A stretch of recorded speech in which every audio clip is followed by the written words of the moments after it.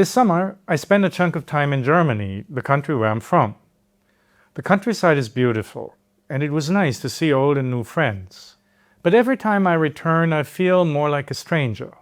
And this time, Germany was almost unheimlich.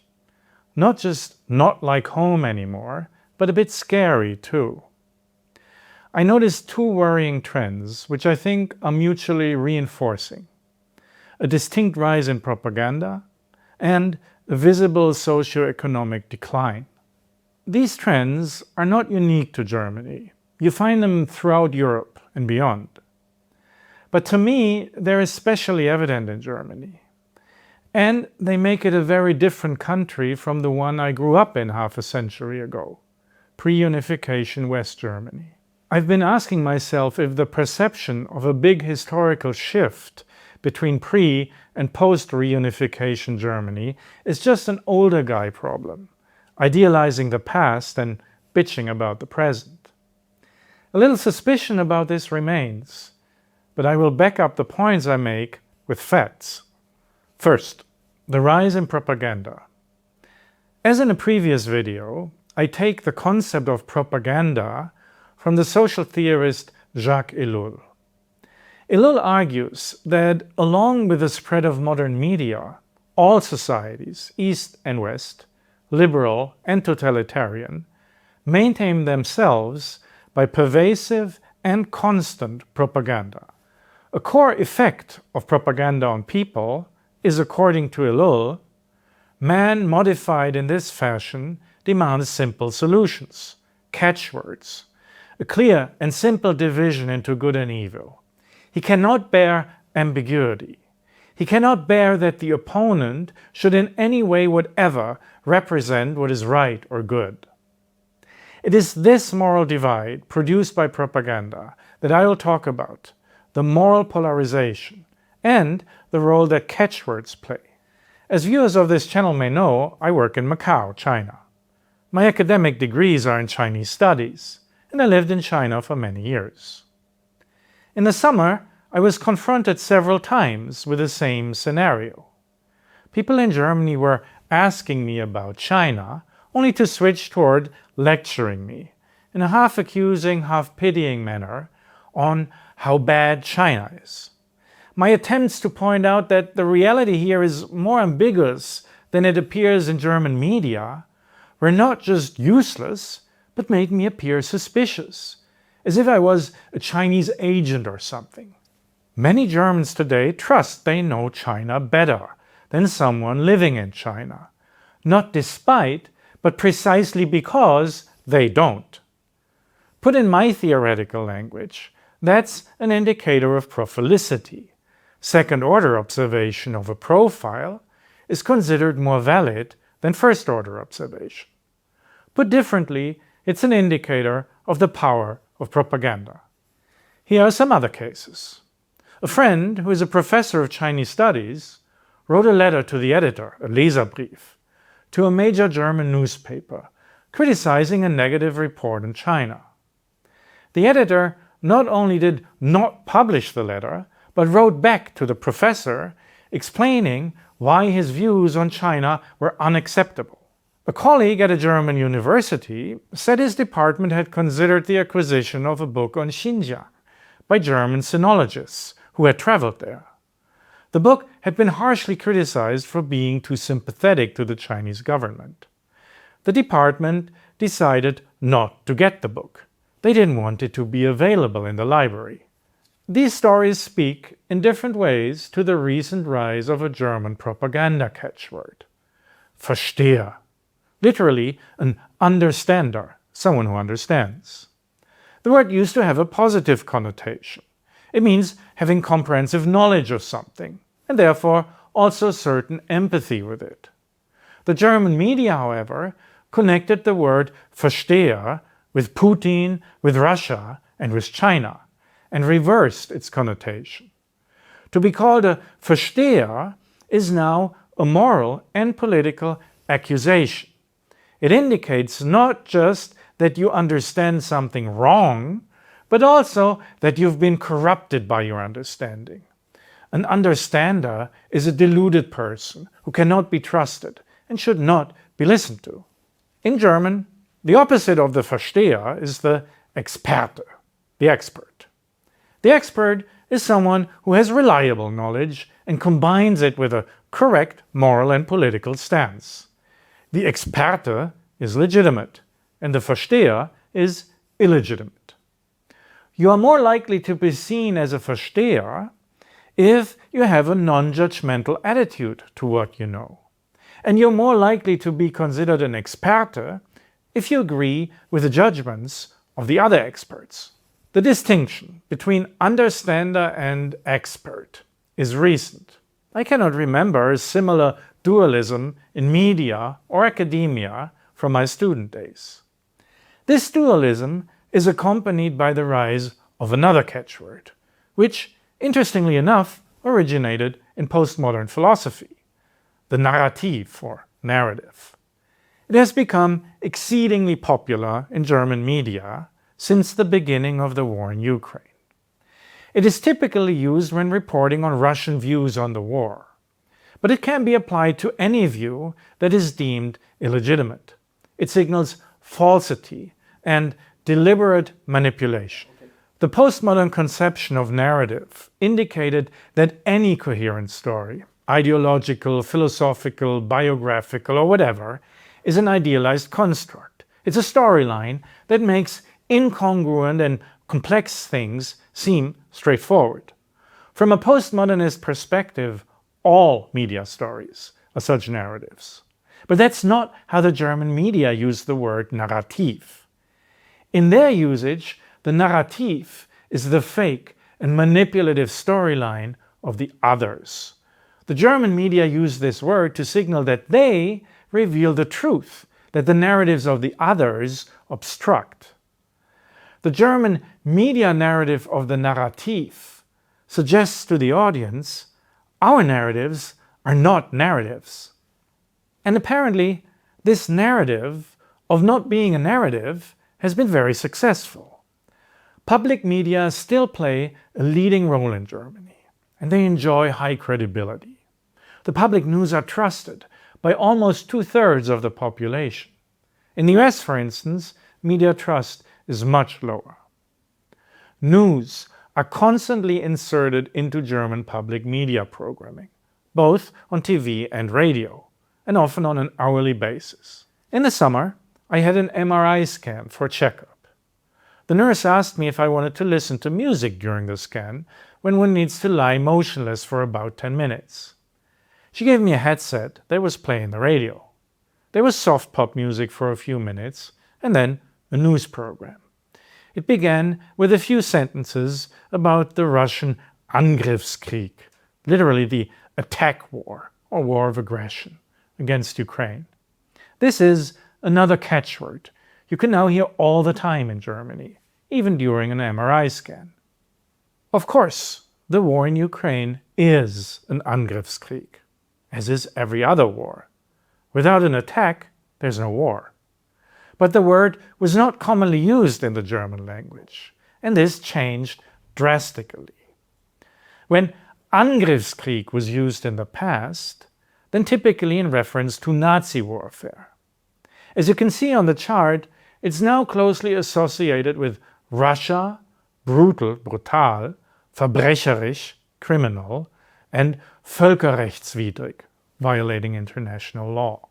The frequent use of the word Angriffskrieg associates Russia with the Nazis in the minds of the Germans.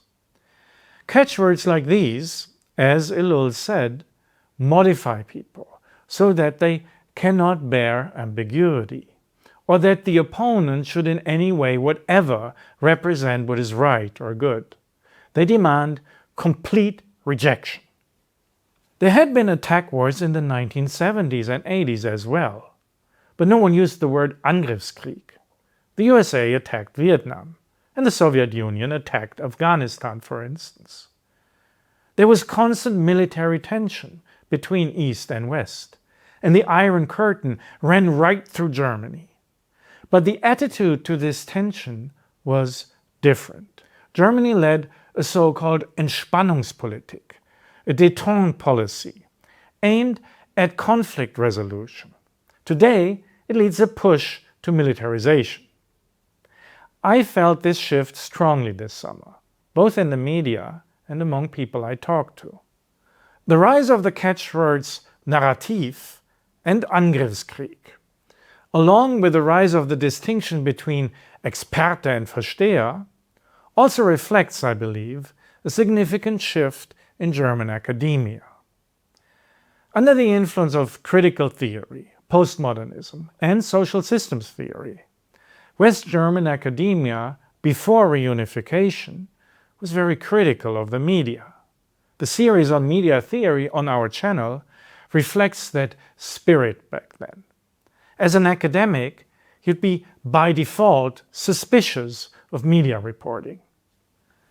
With the increasingly tight structural coupling between the media and the academic system, as hinted at in our videos on Niklas Luhmann, the situation has changed. Today's academia is, in part, a system for the creation and funding of Experten as opposed to Versteher. Its function is to supply public and corporate media with expertise. Given the tough competition in academia, you better not disagree with the experts if you hope for a job. Liking the critique of the catchwords presented in this video is probably not a good idea if you want to make your way through German academia these days. In the summer, I read, in German translation, a book by the American political theorist Sheldon S. Wolin on inverted totalitarianism. Somewhat like Adorno and Horkheimer in the Dialectics of Enlightenment, Wolin argues that democracies have turned into what they claim to be the opposite of, a totalitarian system, paradoxically based on the ideology of liberalism. One of Wolin's claims is that the former political left that once challenged capitalism has been co-opted. Neoliberal inverted totalitarianism has cultivated a loyal intelligentsia of its own. The function of this loyal intelligentsia in journalism, in academia, in the legal profession, and in politics is to produce the language and the rationals that distinguish what is admissible from what is not, or, in the current propaganda language, that which is in line with our common values from what goes against them. This loyal intelligentsia has produced a public atmosphere that is very much unlike how I remember pre-reunification West Germany. And statistics do indeed show a huge change. Only a minority of Germans today, about 40%, feel safe about expressing their opinions in public. In the 1970s, that was totally different. More than 80% thought there was no problem. This doesn't mean that dissenting views are literally outlawed, but you need to be very careful when strangers are present. There's little tolerance if you disagree with the liberal consensus that is presented as such in the media. Although I'm by no means an expert on Islamic countries, Germany today seems to me as if it resembles them quite a bit. In Islamic countries, a religiously educated intelligentsia defines, promotes, and enforces a set of common values. In Germany, this function is taken on by a civil religious intelligentsia. The Islamic and German loyal intelligentsia have internalized these values quite deeply. Their own narratives don't seem to be narratives to them. A Palestinian scarf in Buchenwald, calling a Green Party politician an idiot, a Russian broadcaster.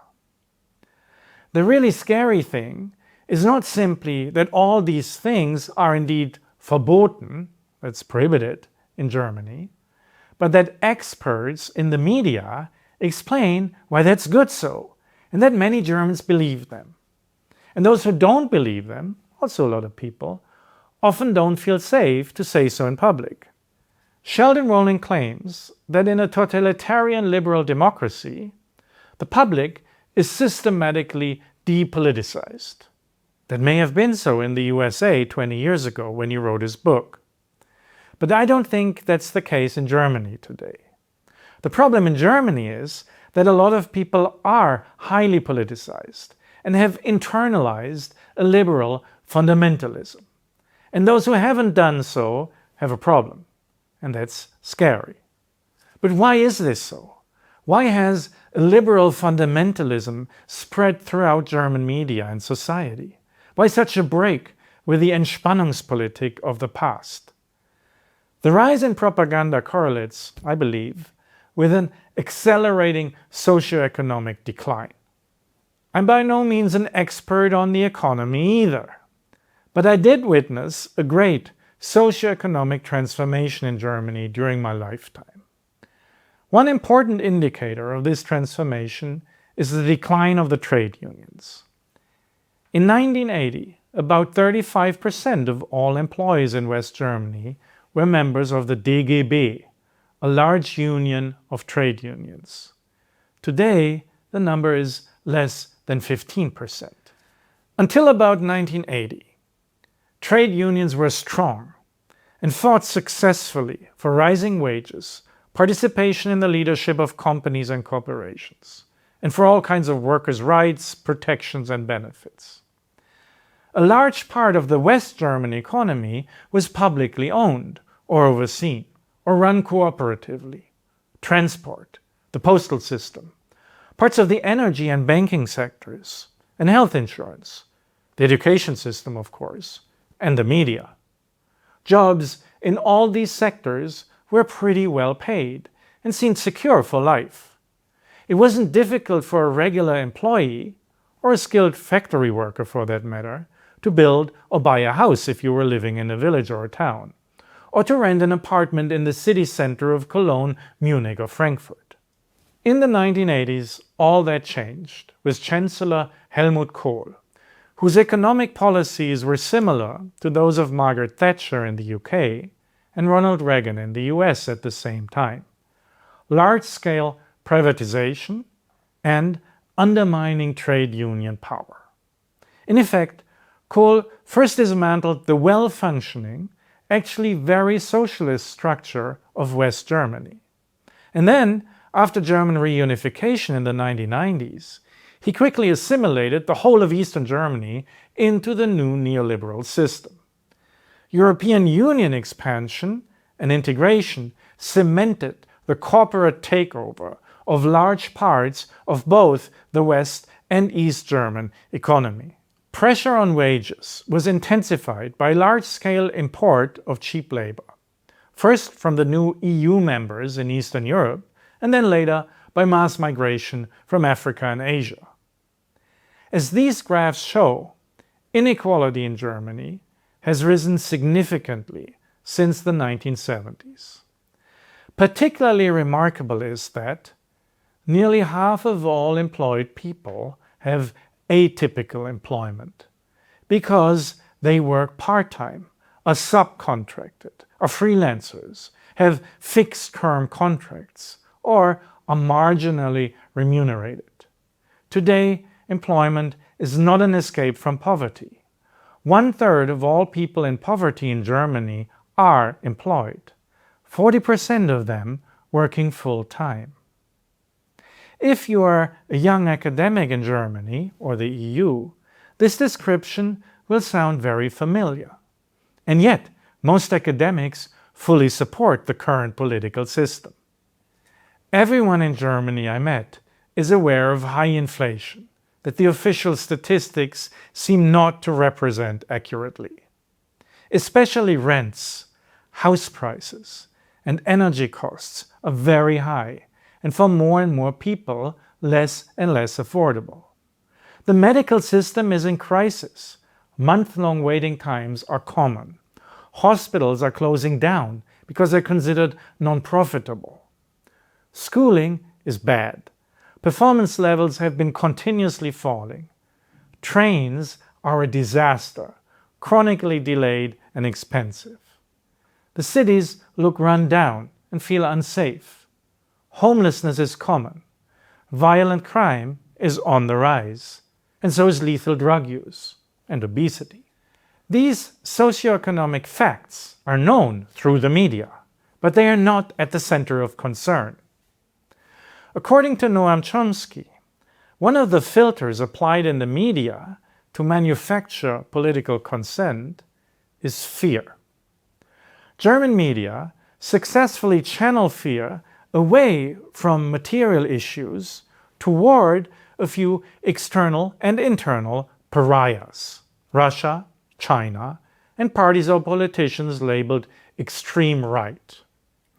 This polarizing and fear-inducing propaganda has effectively prevented the rise of any serious leftist challenge of the neoliberal structures in Germany and the EU, which are responsible for the impoverishment of a steadily growing part of the population.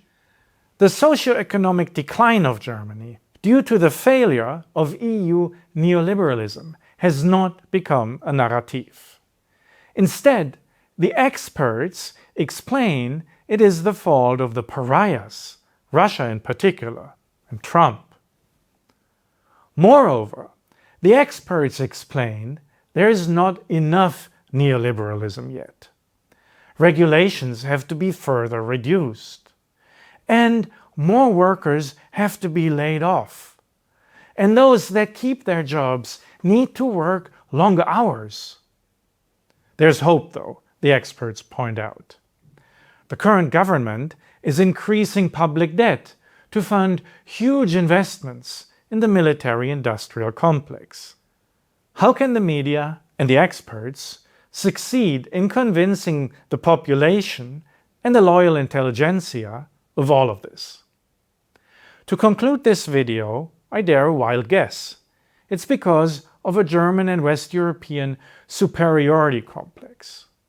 People can be convinced and convince themselves of the threats by pariahs like Russia and China because of an underlying master narrative, a Herrennarrativ, so to speak, the ultimate superiority of our values. Here are 3 video clips on this.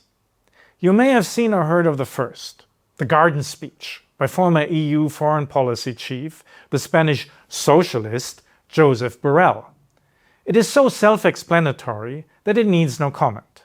Yes, Europe is a garden. We have built a garden. Everything works. It's the best combination of political freedom, economic prosperity, and social cohesion that the humankind has been able to build. There's 3 things together. And here Bruges is maybe the good representation of beautiful things, intellectual life, well-being. The rest of the world, and you know very well, Federica, is not exactly a garden. The rest of the world, most of the rest of the world, is a jungle. And the jungle could invade the garden. And the gardeners should take care of it. The second clip is by the famous Slavoj Žižek, the role model #1 for cool Euro-leftists. He too endorses European superiority. It's so painful for me, because nonetheless, economically, yeah, we hear it all the time, Europe is declining. Sorry, Europe as a whole, it's still an incredible economic superpower. Stronger all of Europe than United States, than China, and so on and so on. What is happening now with Europe, it's not just the story, I think, told by Varoufakis, Europe is in decay. No, it's an ideological fiasco. It's time for Europe, in a strictly self-critical way, to become proud of its legacy. Borrell and Žižek express the idea of a uniqueness of Europe and of its historical role of leading the world to enlightenment, to the end of history. Even if there's a bit of an economic glitch right now, it's not that serious. We are the natural leaders of the civilized world. It's primarily because of the glory of our values that all the migrants come here. And that's also, the media suggest, what the Ukrainians fight so bravely for. They all flee from or defend themselves against the barbarians from the global jungle and yearn for our exclusive and superior garden. The catchword Angriffskrieg, the expert understander distinction, and the narrative that's not a narrative are all rooted in this idea. The attack war threatens the garden, and the Versteher has sympathy for the seductive narratives from the jungle. The third video illustrates this superiority complex from a German perspective. It's a short clip showing politician Norbert Lammert complaining to the president of Namibia that there are fewer Germans in Namibia than Chinese. Whereas in Namibia, for example, the number of Chinese people living here in the meantime is 4 times as much as, for example, the German community. And it's not precisely the same what takes place all over the world. There are differences. And what I'm... Mr. Speaker, yeah. What is your problem with that? Why does it become your problem? It's great how the Namibian president responds to Lammert. You should watch it if you haven't seen it, but we won't show it here. It's mind-boggling to see the innocent arrogance of Lammert, especially taking into account that German colonialists perpetrated the first genocide of the 20th century in Namibia against native populations. As a result of guilt pride, the civil religion of post-reunification Germany, Germans once again take their superiority for granted. Germany has the moral high ground compared with such dodgy places like China, which, as everyone should know from the media, are a jungle where bad guys rule. Germany's superiority, Lammert assumes, should be obvious to everyone, especially in Africa. After all, so many Africans want to desperately join the German garden. They should want our gardeners there, and not people from other parts of the jungle. If the EU is a garden, the Germans see themselves as its master gardener. Because of the Holocaust, they can't be open nationalists anymore. So they have projected their superiority complex to the EU, which they dominate politically, economically, and spiritually. From a German perspective, the EU is something like the modern successor of the medieval Holy Roman Empire of the German nation, the Holy European Union of the German nation, so to say, inspired, guided, and held together by our common values, unsere gemeinsamen Werte, the mother of all those other catchwords. Vorsicht, unheimliches Deutschland. Watch out, scary Germany.